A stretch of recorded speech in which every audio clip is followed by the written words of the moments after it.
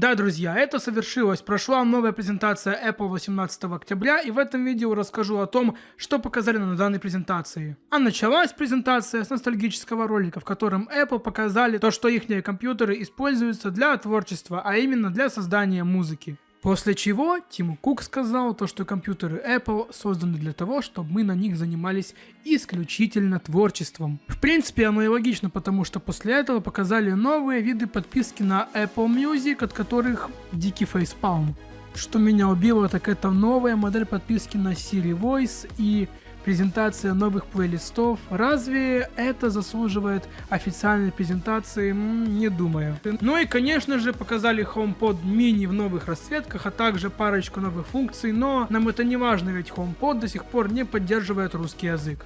Потом минут 5 рассказывали про пространственный звук и как это ощущается человеческим ухом, и затем показали первый нормальный продукт на презентации. И этим новым продуктом оказались обновленные AirPods. Да, это все те же AirPods, но в дизайне AirPods Pro, имеющий пространственный звук. Также для любителей рэпа, а точнее русского рэпа, увеличили бас, время автономной работы, и теперь кейс поддерживает зарядку беспроводным путем через MagSafe. Также Apple похвалились своим революционным прошлогодним процессором для Mac и MacBook, а именно Apple M1, построенный на архитектуре ARM. И все это для того, чтобы показать новый процессор Apple M1X? Нет, Apple M1 Pro. Процессор стал намного мощнее, новый техпроцесс, да, это все те же 5 нанометров, но слегка улучшенный. Процессор включает в себя намного больше транзисторов, имеется 8 высокопроизводительных ядер и 2 энергоэффективных. При том, что графика в данном процессоре стала 16-ядерной.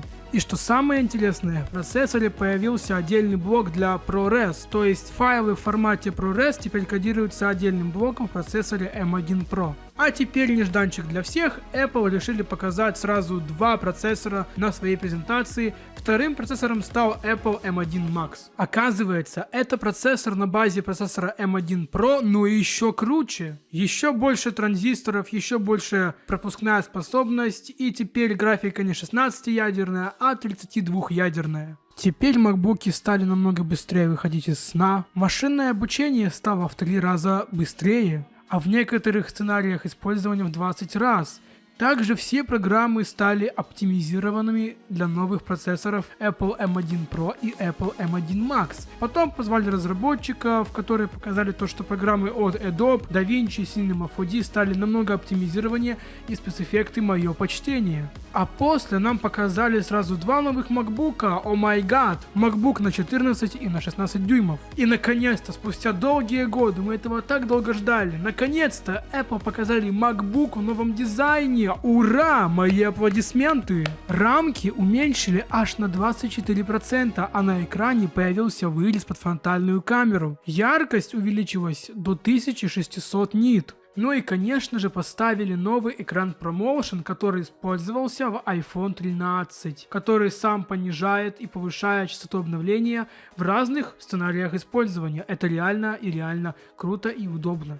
Наверное, Apple одумались и решили нам вернуть все разъемы, а именно нам вернули USB-C 3 штуки, Thunderbolt 4, HDMI, аудиоразъем и разъем для CD-карт. А также новый MagSafe с увеличенной пропускной способностью, который заряжает MacBook еще быстрее. И все это при автономности до 20 часов. Ну, не знаю насчет этого, стоит почитать, обзоры посмотреть, но все же Apple заявляет то, что автономность до 20 часов. Также прокачали скорость SSD накопителя 7,5 гигабайт в секунду, это просто что-то уму невообразимое, но это реально круто. Цена, конечно, не самая лучшая, вам придется отдать почти 2000 баксов за MacBook Pro на 14 дюймов и 2500 баксов за MacBook на 16 дюймов, это только базовая комплектация, так что не знаю, лично мне до таких гаджетов еще ой как далеко.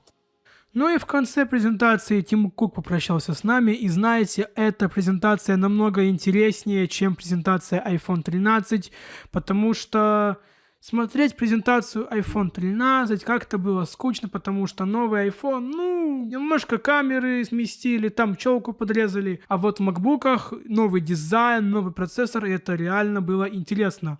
А если вам понравилось данное видео, то подписывайтесь, ставьте лайки, подписывайтесь на наш телеграм-канал, ведь там самые свежие и оперативные новости про технологии. Всем удачи и всем до скорой встречи!